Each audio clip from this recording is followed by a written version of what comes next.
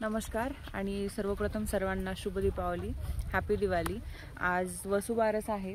आज पोल्ट्रीमध्ये आले होते आणि सगळ्यात पहिले आणि ऋतू बदलतोय, पावसाळा संपलाय, आता हिवाळा लागतोय।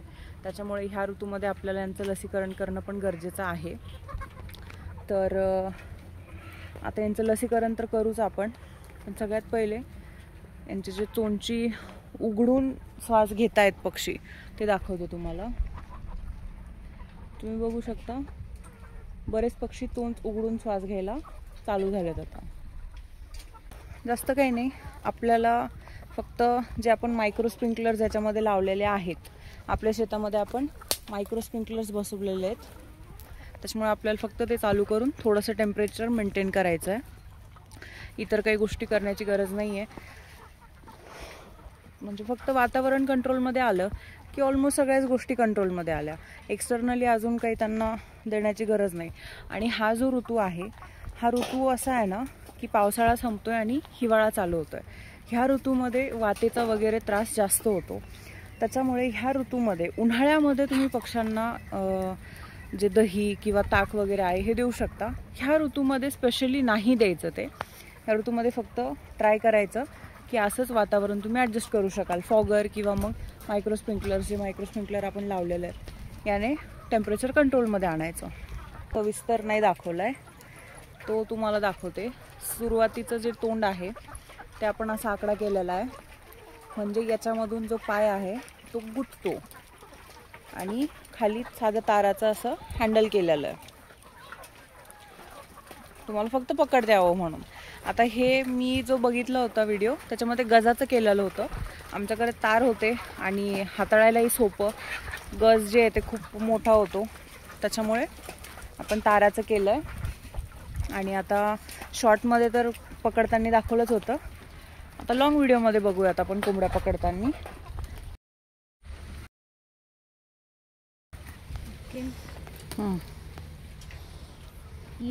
तिकडे गेलं का काय करायला? हा आपला ताराचा आकडा।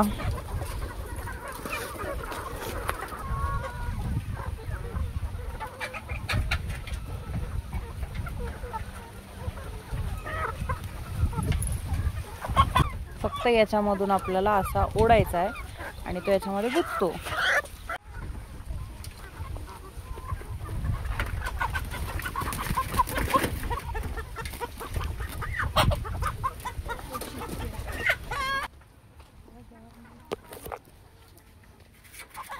तो नाही नाही नाही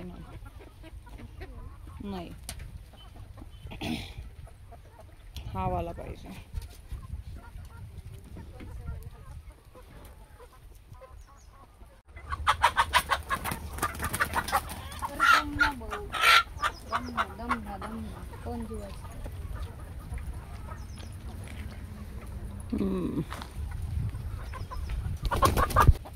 तू कोंबडीला कोंबडा म्हणून धरतीन, कोंबड्याला कोंबडी म्हणून धरती रे। त्याचं तुला असं बारीक होता, तुम्हाला वाटलं कोंबडी ही वाली घे, ती जाता जाता व्लॉगमध्ये मी आणखीन एक व्हिडिओ टाकती आहे। आज वसुबारस आणि कार्तिक शुद्ध एकादशी पण आहे, तर आजच्याच दिवशी त्रिधाराची दिंडी असते पैठणसाठी, आणि पैठणला जाताना दरवर्षी आपल्या इथे फराळासाठी ती दिंडी थांबते। तर त्याचा एक छोटीशी क्लिप्स मी ॲड करते आरतीच्या, आणि आपला व्लॉग तसा कंप्लीट झालेला आहे। फक्त एक आजचा दिवस पूर्ण काय केलं त्याच्यामध्ये, तर दिवसभर पोल्ट्रीचीच कामं सगळी सुरू होती, विजिटर्स चालू होती, पण विजिटर्सला आम्हाला तसा फारसा वेळ इतर वेळी देता येत नाही आणि हवी तशी माहितीही देता येत नाही। वाईट वाटतं बऱ्याच वेळेस की लोक येत आहेत इतक्या लांबून, पण आपण त्यांना वेळ नाही देऊ शकत आहे। पण शेवटी पर्याय नसतो काही गोष्टींचा, कारण आता कितीही झालं तर आम्ही रविवार आणि बुधवार असे 2 वार दिलेत, पण शक्यतो बुधवार आम्ही याच्यासाठी दिला आहे की बऱ्याच जणांना रविवारी जमत नाही। ज्यांना बरेच शॉप्स असे असतात किंवा बरेच बिझनेसेस असे असतात जे रविवारीच चालतात, म्हणजे सगळ्यात जास्त बिझनेस असतो त्या दिवशी. सो त्यांना रविवार सोडून येता येत नाही, त्याच्यासाठी आम्ही बुधवार ठेवलेला आहे. आणि जे जॉब्स करतात ज्यांना वर्किंग डेजमध्ये यायला जमत नाही त्याच्यासाठी आम्ही रविवार ठेवला आहे. पण हे दोन्ही वार सोडून इतर वेळी जेव्हा लोक येतात त्यावेळेस आमची देखील कामं खूप जास्त खोळंबतात. आता आपला ट्रेनिंगचा तर काही बिझनेस नाही आहे की तुम्ही पे करणार आणि आम्ही तुम्हाला ट्रेनिंग देणार. म्हणजे आम्हाला फक्त सगळ्यांना मदत व्हावी ही आमची इच्छा आहे, हा आमचा भाव आहे. आता त्या भावाने आम्ही तुम्हाला मदत करण्याचा प्रयत्न करतो आहे आमच्याकडून जेवढी होईल. पण त्यातून आम्हालाही असं वाटतं की तुम्हीही आम्हाला थोडंसं समजून घेतलं पाहिजे ते की आम्ही जे 2 वार दिलेत त्या 2 वारातच तुम्ही यावं. कारण इतर वेळीसुद्धा दिवसाला 70-80 व्हिजिटर्सला हँडल करणं, रविवारी बुधवारी तर 200-300 लोक क्रॉस होतात त्यावेळेस तर काही विषय नाही, आम्ही ते हँडल करू शकतो, आम्ही आहे तुमच्या मदतीला. पण इतर वाराला जेव्हा आमचे इतर कामं असतात त्यावेळेस आम्हालाच वाईट वाटतं की आम्हाला तुम्हाला टाईम नाही देता येत आहे.